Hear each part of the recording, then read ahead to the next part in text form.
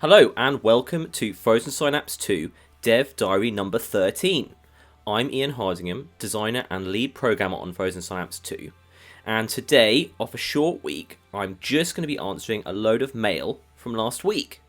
So let's go. Here you can see my incredibly advanced system for being able to read the questions and also show the game at the same time. I haven't done prep work or taken notes or got another computer to look at YouTube questions, so I hope there's nothing about my browser window that you can see that is particularly damning. It just appears to be the YouTube comments. So let's get into it. Riot Gear Epsilon says that when the player blocks the AI from progressing, the AI should be able to bribe the player into allowing them passage. That's definitely something I'd love to add. Bribery and extortion on both the AI factions and the players' side. There's a really nice system in Frozen Synapse 2 where you can invest your income in other factions. You can say invest $10,000, and for the duration that you are investing that, obviously that's $10,000 you don't get to spend, $10,000 that the AI does get to spend, and which is a really, really fun system. You get dividends if the AI has particularly good events. So if they get an artifact, you get a monetary dividend from that. If they win a big fight, you get a dividend as well. So you actually can play the game just by investing in other factions and getting money that way. It's kind of a sort of a silly little thing, but it makes me really happy. So we have a really nice system in there for allowing you to have money move around in ways that isn't just complete extortion. So we could definitely try using that. I actually want to talk a little bit about how money works in Frozen Synapse. So one of the things that's always really annoyed me in games like this, grand strategy games, is that you tend to get a point where you either run out of money, which is terribly, terribly, terribly boring, or more commonly, as you get good at a game, you have so much money you don't know what to do with it. I've never liked that in these games, and I've never thought that's a good system. So we use a system in Frozen Synapse 2 which I refer to as the salary cap system. And that's because you basically, instead of having a pot of money, instead of having, say, $51,328, you have an income. It's not completely robust in that, as a concept, it's somewhat realistic and it's also somewhat gamified. But basically, if you have $50,000 income, you will always have that money. You can currently be spending it on things like a certain unit salary, or some other aspect, for instance, the investments I was talking earlier. But you can always cancel that and get the money back. This means that when you're making a decision whether to buy something or not, it's actually kind of a much nicer decision. You can usually go back on that decision. It's not completely binding. And it means that you don't really run out of money and become unable to do anything, because everything's geared around dealing with your cash flow rather than a specific lump of cash. And it just works really, really well. It allows me as the designer to control your income as you progress in the game much better as well, because if you have a pot that's being added to by lots of different things, lots of players will start grinding and they'll just end up with so much money that it makes all of the important aspects of the game sort of meaningless. And that doesn't work for me at all. I like to have a bit more control over that. Of course you should be able to grind, but I want to have an understanding of what kind of levels of income that you have to play with at any given time, rather than having to deal with you having between 0 and a billion. Now, I believe that Prison Architect did something somewhat similar. They had two different systems. They had a salary cap system like this, and they had just a standard pot of money. And that's fine, but I've gone all in on the income system, so you guys can let me know how you think about that. Now, Johnny Burns asks, will there be a Linux version? Yes, there will. I can confirm that. OS X and Linux will be available at launch. I apologise to Max Gear, who is lamenting the death of 2016 release date. I do apologise for that. Matt Grady asks, will the single player have customizable parameters such as general city size, number of opposing factions, starting funds, and whatnot? Yes, definitely. One of the fun things about massive, big grand strategy games like this is that they have so many different ways you can start the game. And if you want to be a power user, which a much greater percentage of people who are actually playing a big strategy game are, then you can just start fiddling around. You have a massive city with only 2 factions, that kind of thing. So yes, you can definitely do that. Peter Kalmar, I apologise if I've got the pronunciation of your apostrophe name wrong.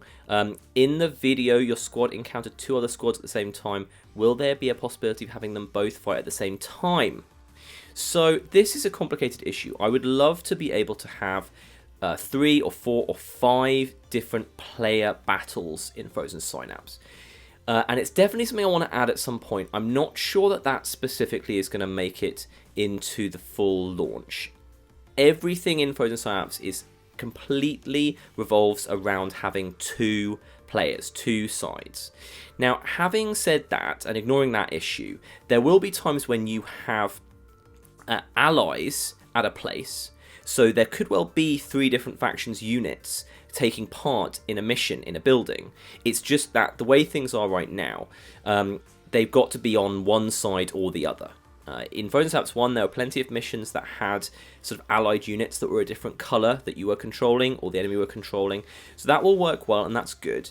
I just don't know if I'm going to have time. There's so much to do to add 3 players, even though that would be really, really awesome. So I'm going to keep looking at that. Let me know what you think about that as well.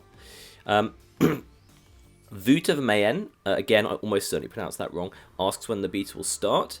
I got an email already this week from a couple of people. If you would like to, if you very passionately would like to get involved, please send us an email. I'm Ian@mode7games.com. Shade23212 asks, I feel like blocking a passage may not be enough to stop others from going to an incursion. Wouldn't it be better to set up units around a specific building to make sure you don't get foot factions walking around you?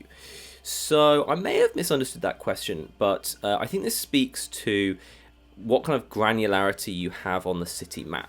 There's obviously a different level of granularity on the city level than there is on a mission level. And as I showed you last week, what you're doing is you're asking your squads to go to a specific piece of road, for instance, and saying they just need to set up a checkpoint there, or just sit there, or hide near to the road there, or set up a roadblock there. And obviously at some point you're doing some approximation about what would happen when 2 squads meet on the road. So I don't think you'd be able to stealth past a checkpoint on the city level particularly. Obviously you can go a different way, you can go round a different way, and that's part of dealing with the city level. So that's good. Now let's see. We have someone complaining about the grenade travel speeds, and YouTube refusing me to show me the rest of their question. That's going well.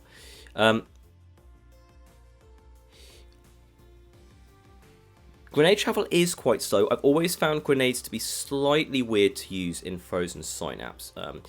Voxavs is complaining that they look like they're more luck than anything else to hitting anything. I don't know if that's true, but I definitely want to work on the user interface for them. He also asks, will area of effect attacks such as the flamethrower and minigun ignore smoke grenades? And the answer to that is yes, they will. Now we have a great question from Merglash, who might be an original FS community member that I've had significant dealings with before. I can't remember exactly. He asks, will the AI factions take on contracts from other factions? Yes, the idea is for that to happen. Obviously the focus will be on the player taking AI factions contracts and AI factions taking the players contracts. So I'm not exactly sure how that will go, but certainly the plan is that any faction would take jobs from other factions if they so desired. And he asked a really good question. Why would I ever choose to take on a contract for defending an incursion, stopping a squad from reaching one, if I could just reach that incursion myself in the same time? Now that's a really good question. It speaks to the fact that I want you to be able to play FS2 in a lot of different ways.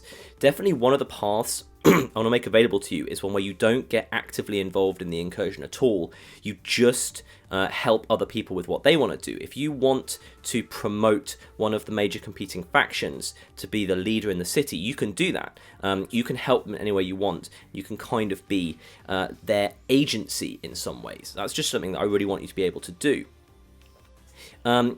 And I think it just generally adds lots of different options. We're not pushing you down the path of having to just run for every incursion.